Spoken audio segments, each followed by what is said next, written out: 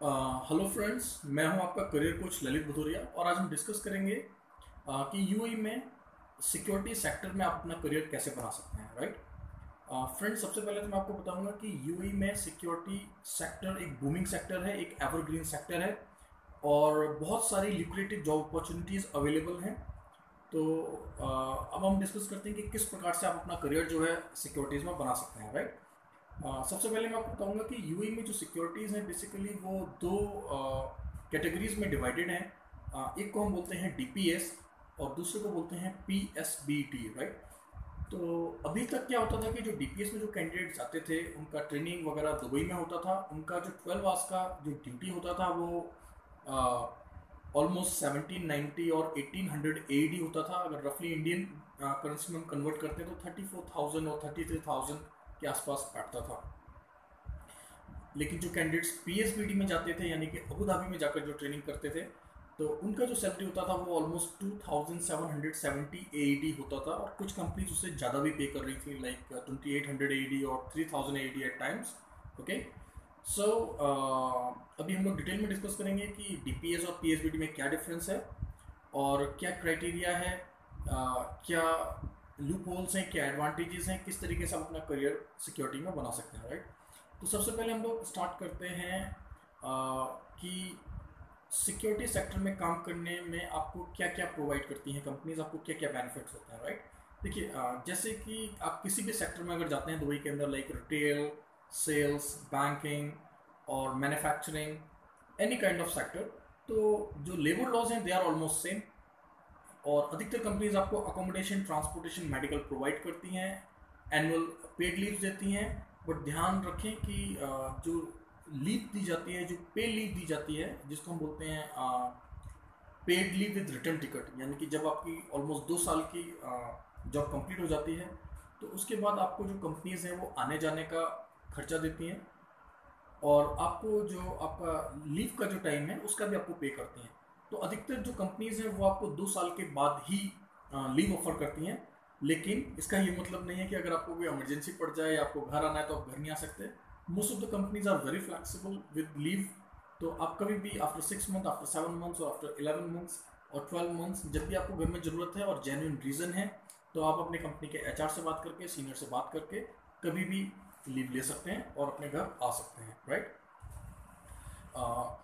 मैं आपको एक चीज़ और बोलना चाहूँगा कि देखिए, कई बार हम लोग जब करियर की बात करते हैं तो हम लोग बहुत सेल्फ सेंट्रिक हो जाते हैं, यानी कि सिर्फ हम लोग अपने पर्सपेक्टिव से देखते हैं।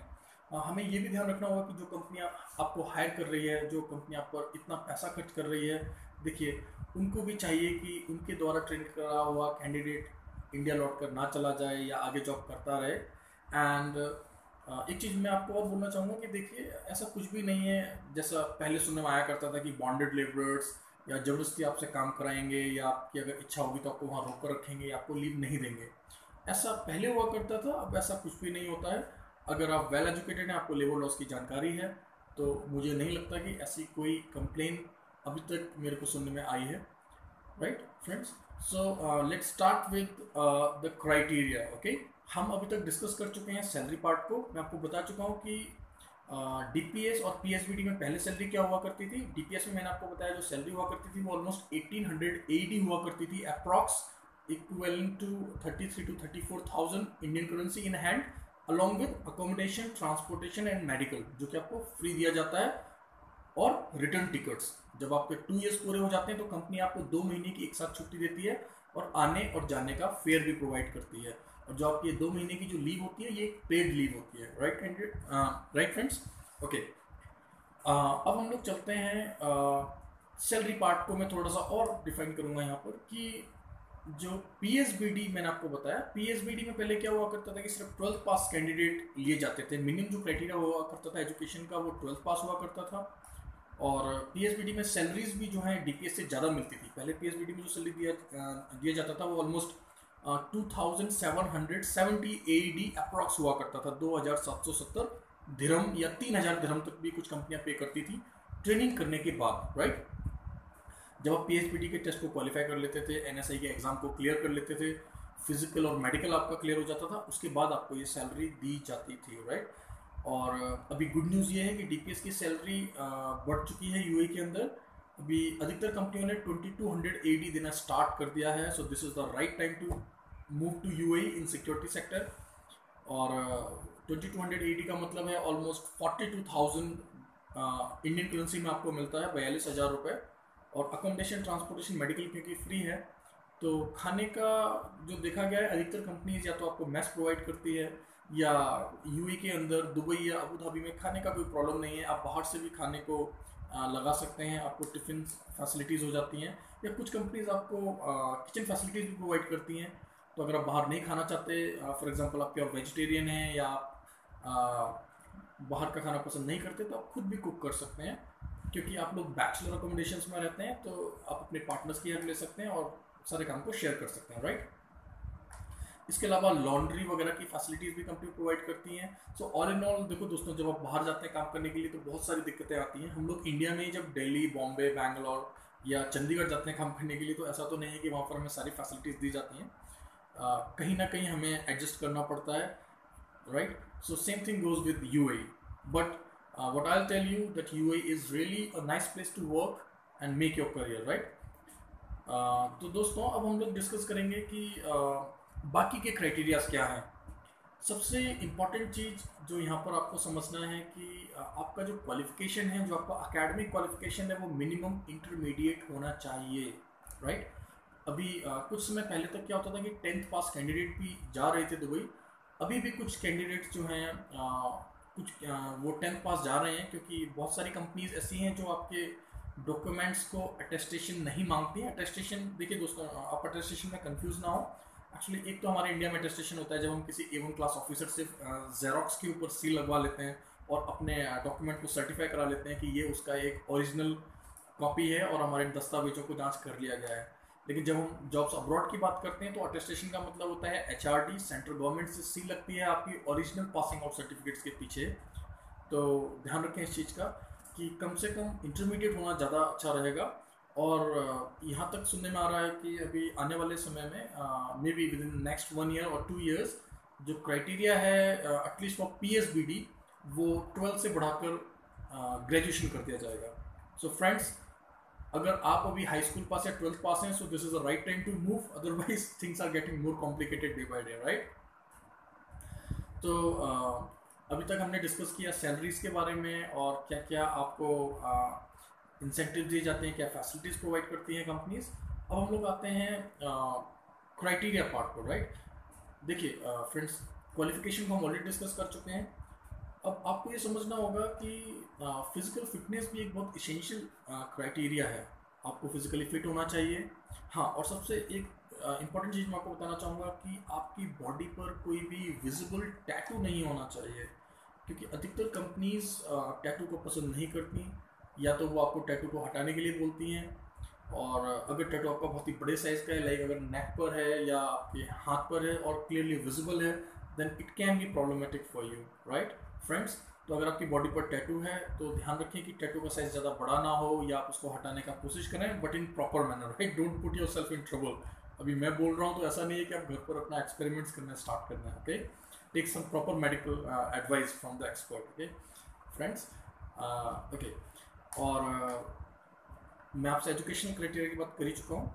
अब आती है बात फिजिकल क्राइटेरिया की, राइट। देखिए फिजिकली जो आपकी हाइट है वो मिनिमम 5.6 इंचेस होना चाहिए।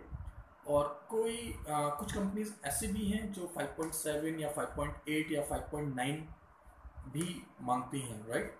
सो हाइट का जो क्राइटेरिया है वो कंपनी टू कंपनी डिफर होता है। तो हाइट पर मैं एग्जैक्टली आपको नहीं बोल सकता कि क्या है। आपको वेट एंड वॉच का पॉलिसी अपनाना पड़ेगा। आपको देखना पड़ेगा कि जो पर्टिकुलर कंपनी इंडिया में हायरिंग के लिए आई है या जो रिक्रूटमेंट कर रही है, उनके एम्प्लॉयर ने उनसे क्या हाइट का क्राइटेरिया रखा हुआ है।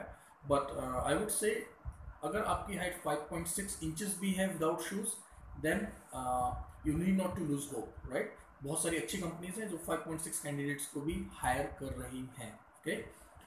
और ध्यान रखें दोस्तों कि 5.6 हाइट के साथ साथ आपका जो बॉडी मास इंडेक्स है, यानी कि आप बहुत ज़्यादा, ना तो आपका वेट कम हो या ना आपका वेट बहुत ज़्यादा हो, तो आपका जो बॉडी मास इंडेक्स है मतलब कि आपके हाइट के कंपैरिजन में जो आपका बॉडी वेट है वो सही होना चाहिए।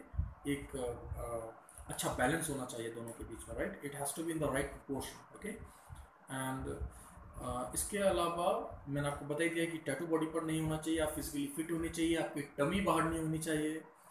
और बाकी का हाँ, कुछ कंपनीज़ को कई बार प्रॉब्लम होता है आपकी बियर्ड को लेकर।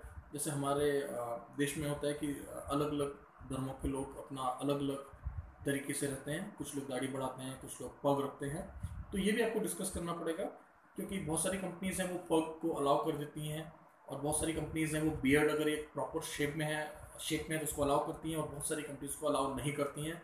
Then again that's a criteria which you will have to discuss with your employer, okay. इसके अलावा बात आती है आपकी क्वालिफिकेशन की, जो मैंने आपको बता दिया। But again I am going to tell you that physical criteria में सिर्फ आपके लुक्स ही मैटर नहीं करते, आपको फिजिकली फिट होना बहुत ही ज़रूरी है। क्योंकि आपको रनिंग करने पड़ता है, आपको क्रंचेस लगाना पड़ता है, और आपको डिप्स भी लगाने पड़ते हैं, और उसके अलावा कुछ और भी फिजिकल एक्सरसाइजेज होती हैं जो आपसे कराई जा सकती हैं। अभी रिसेंटली हमने सुना है कि आप फायर एक्सटिंग्विशर लेकर आपको कई बार सीढ़ियों पर चढ़ने के लिए बोलते हैं, या पर्टिकुलर एरिया में रन करने के लिए बोलते हैं। So that can again B problematic for you अगर आप फिजिकली फिट नहीं हैं तो। देखिए दोस्तों, ये फिजिकल क्राइटेरिया की बात करके मैं आपको डराना नहीं चाहता, बट मैं सिर्फ ये चाहता हूँ कि अगर आप अपना करियर सिक्योरिटीज में बढ़ाना चाहते हैं तो आप लोग ढंग से प्रिपरेशन करना स्टार्ट कर दें, and definitely you can make your career in security, right. इसके बाद जो सबसे इम्पॉर्टेंट क्रूशल चीज़ देखा गया आजकल वो है आपका कम्युनिकेशन स्किल्स। आपकी इंग्लिश बहुत ही अच्छी होनी चाहिए, बहुत ही अच्छी, मतलब आइल्स तो नहीं चाहिए उनको कि आपका 6.5 या 7 बैंड स्कोर हो, right? Because you know UAE में कोई आइल्स नहीं चाहिए होता, तो ऐसा कोई टेस्टिंग क्राइटेरिया नहीं है। बट जो अच्छी कंपनीज हैं, like you know if you talk about Transguard और G4S और आर्कन फॉर दैट पर्पस, ये कंपनीज आपका एक रिटन टेस्ट लेती हैं और आपका स्पोकन टेस्ट लेती हैं। तो आपका reading, writing, speaking and listening it has to be equally good, okay. क्योंकि वो आपके जॉब का एक इम्पॉर्टेंट पार्ट भी है। अगर कई बार कोई भी इंसिडेंट हो जाता है आपकी ड्यूटी पर, तो आपको एक रिपोर्ट लिखना पड़ता है और आपको अपने सीनियर्स को देना पड़ता है या लीगल अथॉरिटीज़ को देना पड़ता है। तो वो आपके लिए और आपकी कंपनी के लिए बहुत ही क्रूशल है। तो मैं आपको यही कहूँगा कि अगर आपकी इंग्लिश वीक है, रीडिंग, राइटिंग, स्पीकिंग या लिसनिंग में कहीं पर भी प्रॉब्लम है, तो आप उसको भी इम्प्रूव करना स्टार्ट कर दें, और एक अच्छा लेवल लेने के बाद ही आप इंटरव्यू को फेस करें, and definitely you will qualify the interview in the first attempt, right. इसके अलावा मैं आपको यही कहूँगा कि सिक्योरिटी सेक्टर बहुत अच्छा है। अगर आपको कुछ और पूछना चाहें आप लोग, तो आप नीचे कमेंट बॉक्स में जाकर आप कमेंट कर सकते हैं। हमारे वीडियोस आप लोग रेगुलरली देखते रहें, हमारे चैनल को आप पक्का सब्सक्राइब करें, और आगे के जो वीडियोस रहेंगे उसमें हम लोग retail, sales, marketing, hospitality, hotel management, अलग अलग करियर्स को डिस्कस करेंगे। और दोस्तों, मैं आपको एक चीज़ और बताना चाहूँगा कि we are not placement agents, we are career consultants. इन वीडियोस को बनाने का पर्पज सिर्फ इतना है कि आप लोगों को यूएई में करियर्स को लेकर, जॉब्स को लेकर हम एक जेन्युइन, टू द पॉइंट और लेटेस्ट नॉलेज दे सकें और आपको करियर बनाने में हेल्प कर सकें। So that's all for now, take care, bye bye, all the best.